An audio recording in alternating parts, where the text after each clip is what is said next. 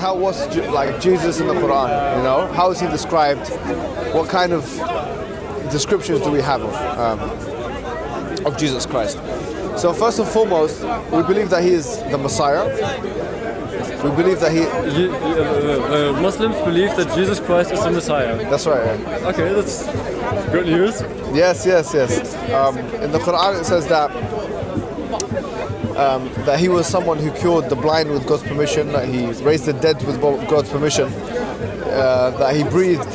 You know, he basically had a miracle where he breath of life. A bird. Yeah, he breathed. Yeah, that's right. Into life, and that.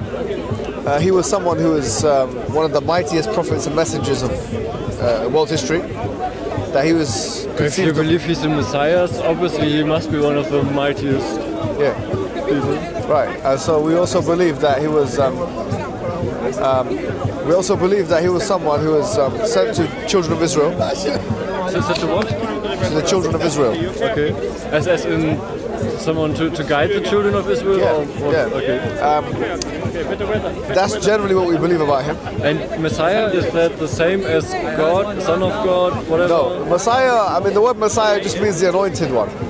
Okay. The thing is, if you look at chapter 5 of the Quran, verse 72 onwards, right? It says, let me just tell you what the Quran says, right? Because I think that's the best way to do this. It says, لَقَدْ كَفَرَ الَّذِينَ قَالُوا إِنَّ اللَّهَ هُوَ الْمَسِيحُ ابْنُ مَرْيَمَ. It says the ones who have said that Jesus is the God, basically, have disbelieved. Yeah? وَقَالَ الْمَسِيحُ ابْنُ مَرْيَمَ عَبُدُ اللَّهَ رَبِّي وَرَبَّكُمْ. So the verse says that Jesus has disbelieved. No. He's such a Those people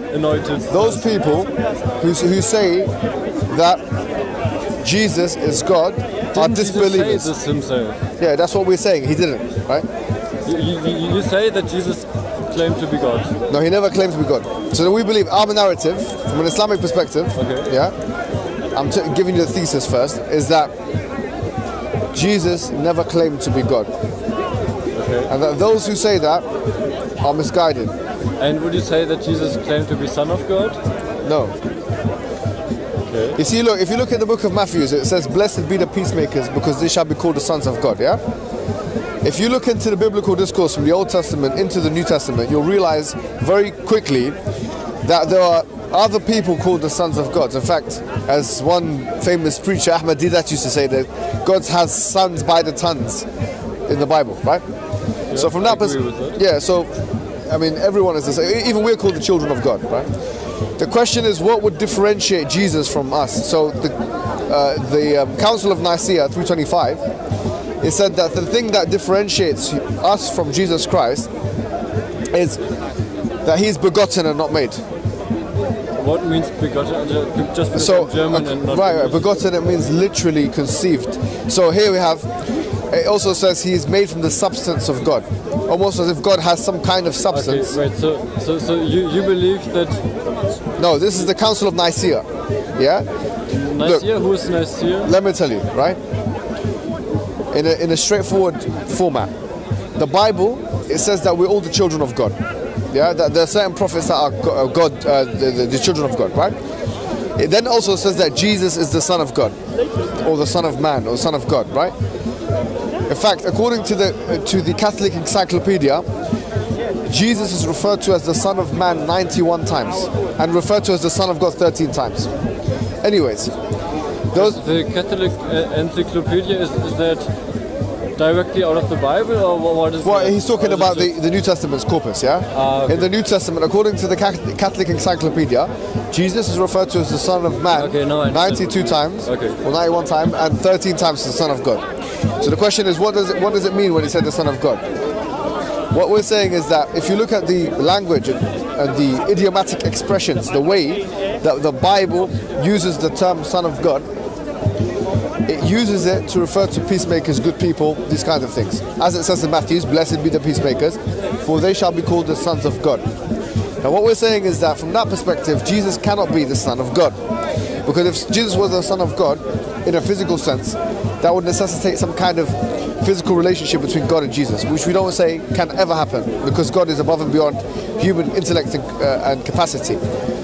So the Muslim position is that Jesus is not the Son of God in any physical sense. Okay, but then who's the father of Jesus according to the Quran? Okay, so the Quran says in chapter number 3, verse number 59, it says, إِنَّ مَثَلَ عِيسَى عِنْدَ اللَّهِ كَمَثَلِ آدَمَ إِنَّ مَثَلَ عِيسَى عِنْدَ اللَّهِ كَمَثَلِ آدَمَ خَلَقَهُ مِنْ تُرَابٍ ثُمَّ قَالَ لَهُ كُنْ فَيَكُونَ. It said that certainly the parable or the similitude of Jesus is like the similitude of Adam, that God created. That's what he said to him, be and he was. So what is it saying? The question is who's his father? It's saying Jesus, why is the father? Because he didn't have a worldly father. Certainly Adam should have required also to call the Son of God in the same capacity because he didn't have a mother or father.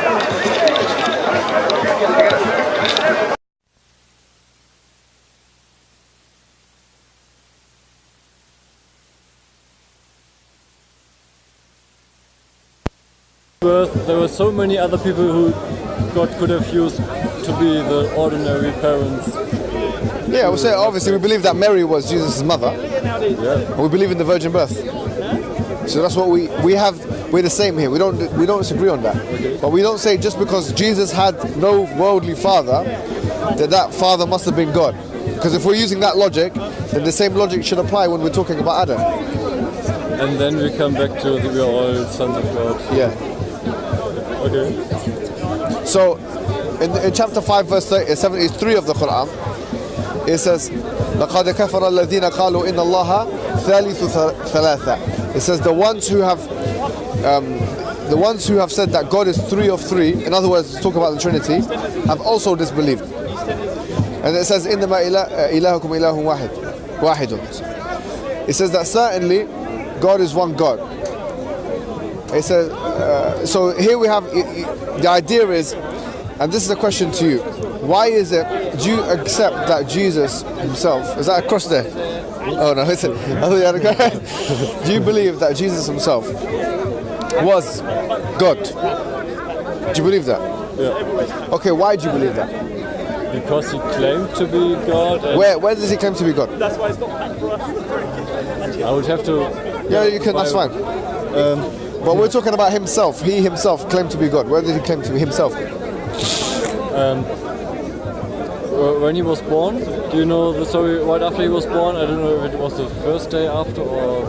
So shortly after his birth, he said that he shall die and he shall be resurrected. Okay, but where does it say, I am God? I don't know. I don't have any references, but I'm quite sure that there are more than enough. Okay, first of all, to be honest with you, I have to be honest and say that the Bible as we have it today, we don't say it's completely preserved. Completely what? Preserved. It's not completely intact. That you don't have everything. Yes. That's why you have different versions of the Bible, right? Like you have the King James version, the New International Version, the Revised Standard Version, all these kinds of versions. All of them conflict. Wouldn't you say you got these different versions because different people translated it in different ways? But no, because actually, in the prefaces of these Bibles, in the beginning, it says usually that we choose X. I mean, like for example, I think it's the Revised Standard Version. It says that we got 32 scholars of the highest eminence, backed by 50 denominations, all of which testify that this is the highest, the best, the most accurate use of the manuscripts. What the problem is that you've got about 5,700 manuscripts of the Bible, yeah, of the Bible, yeah. And so they're put together, and people have to choose which ones they're going to choose and put into the biblical corpus. So from that perspective, it's not just about translations, it's actually about passages. And that's what you'll find in some Bibles, passages exist that other Bibles don't have. Like, I'll give you one example. In the first epistle of John, chapter number 5, verse number 7, there are three that bear the thing in heaven, the Father, the Son, and the Holy Spirit. This, the three that bear witness in heaven, Father, Son, and the Holy Spirit, is seen by the majority of scholars today as some kind of interpolation into the Bible. It's something which is added in. Okay. So there's problems with preservation. So we're not sure exactly if the Bible is the word of God completely. Okay. Do you know the story of Jesus' baptism, where God the Father said, "This is my Son whom I love"? Yeah. Okay. But once again, we've got two issues. One is relying on the story. Number two, that doesn't say that he is God. So you say somebody else was... No, where does he say himself? Talking. That's one thing, but not only that. It doesn't say that you are God. He says that you're my son, right? And we already established that when there's a reference to a son in the biblical discourse in the Bible, that could mean a peacemaker, a good person, or anything. It doesn't necessarily mean physical son. So does it make sense to you if I said to you, look, it makes sense. All of the prophets came with one message. So people like Abraham and Moses and all of these prophets, they came with the message that there's only one God worthy of worship. Yeah? Abraham never mentioned the Trinity. Moses never mentioned the Trinity. Noah never mentioned the Trinity. None of these people mentioned that Jesus is God. None of these people in the Old Testament mentioned that the Holy Spirit is God. Well, but if you're talking about so many prophets, do you have any clue how many prophecies have been fulfilled by Jesus? And are you good at mathematics? Am I good at it? Yeah? Not that good, no. Okay. Then this might be not a good approach in this conversation. But, no, but look, I mean, I'm not saying that because this is the difference between Muslims and Jewish people. Yeah, we agree here again because you're saying that there were prophecies that were predicting the coming of the Messiah. We say fine, no problem. We accept that as well. There must have been such prophecies. Why? Because if after Moses we believe that Jesus was in fact the Messiah. We're not Jewish people who, for example, reject the Messiah. We say no, he's a true Messiah. But what we're asking for is very specific. Did he ever say that he was God? Sure. Because if you look at the book of, for example, easy references, yeah? In the book of John chapter number 5 verse number 30, he says that I don't submit myself to my own will, I submit myself to the Father's will. So here, someone who submits himself to the Father's will, God's will, in an Arabic sense, it's called a Muslim. Why? A Muslim is someone who submits his will to God. We believe that all the prophets from that perspective, from that linguistic perspective, were Muslims. So Abraham and Moses and Noah. So you say when Jesus was praying to God, this is a sign for you that he cannot be God? Or you would say if somebody is praying, he cannot be God? Yeah, I mean, he said in the Bible, so the Father is greater than I. Okay, and then what do you say if Allah is praying at any point in the Quran? He never does. Are you sure? Yeah. Okay. Allah is praying. Yeah, praying, yeah, he doesn't. Allah is just the Arabic word for God. Yeah, he knows that. So how is God praying to who? That would be my question for you. Yeah, but it doesn't say anything like this in the Quran. There is nothing. Okay. I have to find out where it was. Maybe what you're referring to is in chapter 33. Well, I had a discussion with someone else about this before, where it says, "Inna Allaha wa malaikatahu yusalluna ala an-nabi." Yeah, this verse that Allah and His angels send blessings on the messenger. Okay, so just now the word, blessings. Right. So it says, "Sallu alayhi wa sallimu taslima." So here it says, so you guys send blessings upon the Prophet. Now the word salli, yusallu, this verse, this word here, some people might get confused and think, because it means prayer in one way. Some, okay, we're praying to him. No, God doesn't pray to the Prophet Muhammad. We believe that this is in context of that verse. It's talking about sending blessings. So God sends blessings to the Prophet. He never prays to him. That's why as Muslims, we believe that Allah is one. He's the all-knowing, all-hearing, all-magnificent. And that he sends prophets of full time. People like Prophet Noah and Moses and Abraham, we believe in them. All of them had the message, which is to believe in one God and to worship one God. Jesus came with exactly the same message. So we believe that Jesus didn't come with anything new. He didn't reinvent the wheel. The Trinity is a new concept which was introduced by the Roman Empire, we believe. It's not something which was necessarily either biblical, number one, or preached by Jesus at all, number two. So we say that, doesn't it make sense to follow what Jesus Christ himself said for us to follow, which is to believe in the one God and to worship in him, just like Jesus did? Didn't Jesus somewhere say that we shall follow him? Yeah, we follow him. A Christian, by definition, is someone who follows Jesus, yeah? He says, I am the way, the truth, and the life. Okay, we believe that Jesus is the way, the truth, and the life. Yeah, see, so... Wait. So you say Jesus is the way, the truth, and the life, but you say that he's at the same time not God. Yeah. How do you bring these things together? How does it... The way means someone you follow, yeah? The truth, it means someone who speaks the truth. And the life, he brings life to you. So in other words, if you follow his teachings, you'd have life given to you. You'd be like a newborn baby. And what were his teachings? His teachings were to believe in one God, to worship one God, just like all the other prophets that came before him. There's no difference in between his teachings and Moses' teachings. That's why he says in Matthew, I have not come to abolish the law or the prophets, I've come to affirm them. Right? So we say that there was no difference. That all of these mighty prophets and messengers came to worship God, and that Jesus did nothing but the same thing. But the only difference is this. You'll find that Jesus Christ, he was sent to his people in his time.